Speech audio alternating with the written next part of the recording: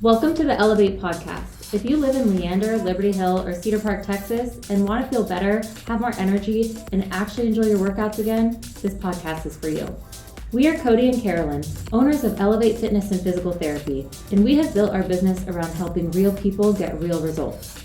Each week, we break down fitness, nutrition, and health in a way that actually makes sense, and we share real stories from our members and coaches who are living it out every day. Our mission is simple: build a stronger and healthier community, one person at a time. Let's dive in. Cool. Welcome. Okay, so I have a topic that I want to talk about today. All right. And it is, and who knows, this might turn into a twofer because it's dense and there's a lot in there. And it is GLP-1s. And I think we can talk about it from a couple different standpoints. I think we can talk about it from somebody who owns a gym standpoint and other gym owners that we talk to, and then also kind of like, is it good? Is it bad? Like that kind of side too. Right. So where do you want to start? I mean, obviously you see a lot of good results, right, For from sure. it. I mean, in the sense of if your goal is to lose weight, right? Like there's a lot of talk negative about it as well, Mm-hmm. which Like it's like in a some shortcut or it's cheating. I've Yeah, heard that thrown around in the fitness industry. and I wonder if that kind of stigma has gone down a little bit because so many people have used it now. Maybe. And I think I think there's a couple of different camps. When we first heard of GLP-1s, I think that was our initial knee gut reaction, actually. Yeah. And we're like, wait a minute, like, especially from somebody who did it the hard way, I'm like, what the heck? Well, I But think it wasn't only that, it was just like you're just getting to the result, but you're not learning the the process. habits, yeah, right? that bring you success.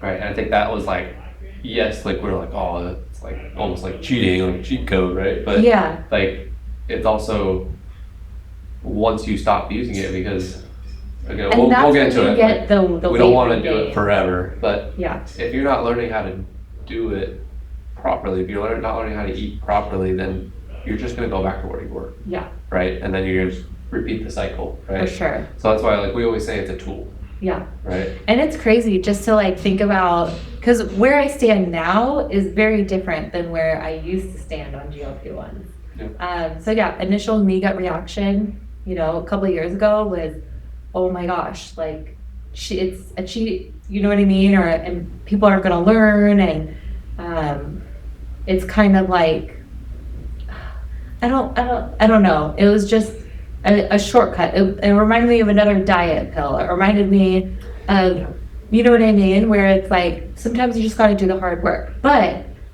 now I have a very more mature view on GLP-1, and it's a tool. It's definitely a tool. And while you're using GLPs, I think it's really important to solidify those habits, right? To be protein forward. And I've seen a lot of people, myself included, because I've actually started dabbling in trying out GLP-1s, it's almost like a domino effect. Like you get one domino in line and like all of a sudden everything else kind of starts falling in the right place afterwards. And so having that domino of starting to take a GLP-1, now you're like, oh, well, I need to eat more protein. Oh, I need to be doing strength training. And so it almost creates this like internal motivation to do it the right way now that I'm using this tool. Does that make sense? Yeah, but I think also, and I've heard from people that it's like a struggle to even eat when they're doing it, right? And we can talk about that. Maybe that's a dosage thing, Yeah, right? for sure. Or maybe that's, I'm a fan of a microdose because it takes away just enough of that food noise, but you're still able to make like healthy decisions. You're not feeling tired all the time, And I think, It's slower weight loss. and we've talked about this too, is that the weight loss you see should still be the same as if you were doing a diet, right? Yes. Meaning you should be losing half pound, 1 pound, maybe 2 pounds. Depending a on where week, you start, Depending on where yeah. you start, right? But these people that are like, oh, I lost 30 pounds in 2 weeks, it's like, it's not good. That's not good. That's not good. That's unhealthy, right? For sure. And I think too, a lot of people are like, oh, the side effects, losing muscle, like losing hair, all of this stuff, totally valid. but you see the exact same side effects when you lose weight too quickly, naturally. Right. I was gonna say that's Or like, bariatric surgery. well, those Same are thing. side effects too of like bulimia or anorexia, right? So Or it's just, like, extreme weight so loss. do we even know that those side effects are from the GLP-1s, or is it just because you lost so much weight so fast? And you're not Exactly. getting enough nutrients in. Correct. Right? Yeah. So that's another thing to consider as well. But Again, proponent for the microdose for that reason. right, it's a tool. It's a right? tool. You gotta use it as a tool and not the answer. For sure. As in, if you're not thinking like, how much protein should I eat? If that's not one of your thoughts, you're just like, oh, I'm losing all this weight, then Yep. it's like you're not doing it the right way. For sure. Right. And this might be a hot take, but I think it's almost like medical malpractice to be giving out a GLP-1 and not talking to them about protein intake, exercise, strength training, all the things, because if you're using it and not changing your lifestyle at all, you're gonna end up with the bad side effects, and you're gonna end up regaining it when you go off of it in the future. Mm-hmm. And that sucks. Yeah, and that's where creating the habit of not only eating healthier, but doing the strength training is gonna help you maintain that muscle. For sure. Right, and so that's the other part, that doctors are, I mean, in the nicest way, like MDs are not trained on No. nutrition. They're given They get like, less than a week of nutrition right, in their and curriculum. That's not what they're trained to do. They're trained to save people's life that are down a bad path, right? But we'll go to that. Anyways. I have a different view on that, but yes. But anyways. I think they're trained to find disease and then medicate that disease. That's what I mean. Yeah. That's what I was trying to say. But yeah, so it's like if you're trying to do this because you want to be healthier, right? Like we know that having too much adipose tissue, having too much fat is not healthy for you, right? Sure. Like it doesn't mean you have to be skinny, right? Yeah. That's not healthy for you either, right? But so if you're doing this for health and you're not thinking like, what else do I need to do for my health besides just that? Like you're thinking about it wrong. Yeah. It's not like a magic bullet. I mean, it's technically, actually, it kind of is a magic Yes and bullet. no. Yeah, but that magic bullet is not gonna last forever, and you're gonna have bad side effects in the future as well. Because people listening to this may not know how important muscle mass is and like what it actually does in your body, but the more muscle mass you have, the higher your basal metabolic rate is, which basically means I'm sitting here doing nothing, but I'm burning calories, right? It just the more muscle, it takes more energy to just maintain yourself. To run, your carburetor or whatever, your engine, I'm using car stuff. Just which get I a bigger truck. There you Bigger go. truck. Yeah, bring a truck. There you go.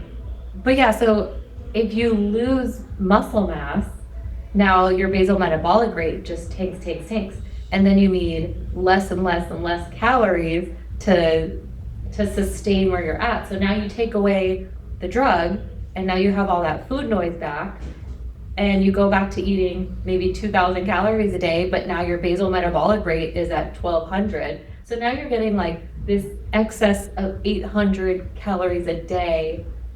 Yeah. And talk about how fast weight gain is going to happen there. Yeah. That's like a pound every 3 days. You know what I mean? We'll talk about then like what should be the correct way. Like what should you do to get off of the GLP-1? So like how should you do it properly? Right? Yeah. What do you think the steps are? Like I would say number one, like check with the doctor, make sure everything's check your medically blood safe work, first, exactly. Right? Yep. Blood work is great. Starting weight, starting muscle Make sure you don't mass. have any thyroid issues. There are. That's why you're talking to. That's why you're talking to the doctor. Yeah, Hopefully they right? know everything. Yeah, you're right. But yes, you're right. But yeah, getting yourself a starting weight and starting muscle mass. Because I think that's something important to track as you're going along. Yes. So you know I'm not losing too much weight. And you can go check that every 2 weeks. That's a really good baseline to know. And 2 weeks is enough time for you to be like, yeah, that checks. Like I slacked off on my protein intake. I didn't lift as heavy as I should. And that gives you. The other thing is, this is still relatively new and doctors may not all know the dosage correctly. And so maybe they're giving you a higher dose and you're like, hey, I just took my muscle mass and I'm losing this muscle, like I lost a pound of muscle over the last 2 weeks. Yeah. Like that's too much, right? And so maybe it's like you have a conversation with your doctor. Doctors probably don't even know how to read those scans properly. You're telling them that. I would Yeah. hope they could be like, oh, well, maybe we take your dosage down a little bit. For right? sure. Or you can just, I think be okay with slow weight loss too. Be okay with a pound a week. Like that is healthy, sustainable weight loss. Yeah. Because once we start going into more than a pound a week, now there are nuances, like if you're closer to 300 pounds, losing 2 pounds a week is totally normal, right? But if you're like, around 200 and under, you're looking at about a pound a week is where you want to be. Yeah, so that, right, so we're taking our weight, or talking to a doctor, taking our weight, making sure if we're not already doing strength training, we're starting strength training. 100%, like yes. At least 2 to 3 times a week, that would be the very minimum, Yes. right? Just to maintain your muscle. Strength training, and honestly, prioritizing protein. That's going to be your appetite is naturally down. Yep. So if you fill in your tank first with protein, then you can have the fun stuff after. And that's honestly how you should be eating. Right. Anyways, and then hydration is really important too. With GLP-1s, it also takes away your thirst. So a lot of people notice feeling fainty or dehydrated, and they don't feel the dehydration because it just is similar to that food noise. That symptom or the signal is dampened. Yeah. So yeah, definitely making sure drinking enough water. Now, and when we say enough protein, right? Yeah, let's talk about that. Typically 0.8 grams of protein per pound of body weight is the minimum. Yeah. There's actually research to show that you can go way above a pound per body weight and be perfectly fine. So for sure. So let's do the math on that. So if you weigh 150 pounds, 0.8 is I need to be eating 120 grams of protein a day. Which is a lot. Right? I mean, me, I'm like, some I've been doing this a while. And I've never done it. Yeah. It seems like a lot, right? For sure. And I think, too, is you don't have to go from like 50 to 120 overnight. Like, find ways to gradually increase that. Right, increase it 10 or 20 grams each day. For right? sure. Finding out other things that you can do, and especially, I would say, if you know that your appetite's going to be a little more suppressed, like a protein shake is fine. Protein right? shake is fine. I'm not saying it's necessarily a long term. I use the Quest chips. I know, because I prioritize as much real food as possible, but when you're on a GLP-1, the amount that you can chew, like chewing literally turns me off sometimes, which is so strange because beforehand, this girl could chew. You could put me in a buffet. Just tell me that how much you love chewing, the act of chewing. Yes. Yes. And so I think that's been like a really weird side effect for me personally, is just like not being able to chew as much. And now this is what you feel like normally, which is crazy to me. Yeah. I have that all the time where I'm just like, oh, I'm tired of chewing. But anyways, I think the protein's a huge part, hydration, right? I think we could do a whole other podcast about hydration mindset and protein, but stuff. Yes. Start looking and doing some self-reflection about your relationship with food.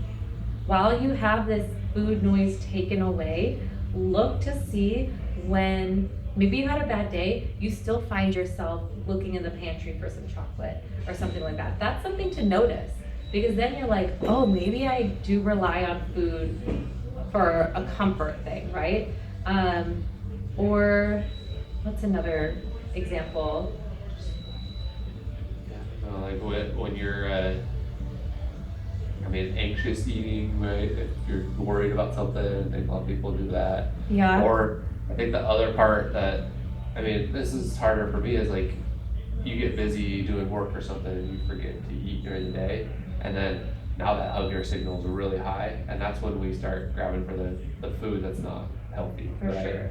That's when it's like, oh, there's a bag of chips, I'm gonna eat that, Yeah. right? Because we've gone past that point of like Yeah. hunger, right? Now it's like, oh, I need something now. Yeah. So I think that's You brought something up interesting though. So yeah, like people who are maybe anxious eaters, like they're worried about something in the future, or so then they turn to food. Well, with that like food noise gone, the anxiety is not gone, right? So you still need to find a healthy way to deal with that anxiety, right? And so I think that's It's back to your domino thing, right? So hopefully that now that you're starting to get healthier there, like maybe when you're working out, maybe that's an outlet. Maybe you find another outlet to help with that anxiety, right? yeah, like pickleball. Just kidding. Every podcast. But yeah, so it's funny just seeing how much my view has changed of when it first came. And that takes some maturity, you guys, okay? How I was vehemently against GLP-1s, but the more research that came out, the more stories I've talked to people, and then you know what? I took the plunge after I was done with babies. I said, you know what? Let's try it out. Yeah, and I think an important thing to think about too is there's different versions of the GLP-1s, right? For sure. And so, again, talk to your doctor about it. We're not medical professionals in that sense, right? So we can't tell you exactly one, but there's some that have better ability to outcomes, yeah. maintain your muscle mass a little bit better, help with insulin sensitivity, which is a huge problem as you have more body fat. Tissue, especially right? like if you have PCOS or anything like that, or PMOS, they just definitely, talk to the doctor, do your own research. You can use all your AI research tools now, right? And get as much info as you can on that before you dive in. I think would be another thing for sure as well.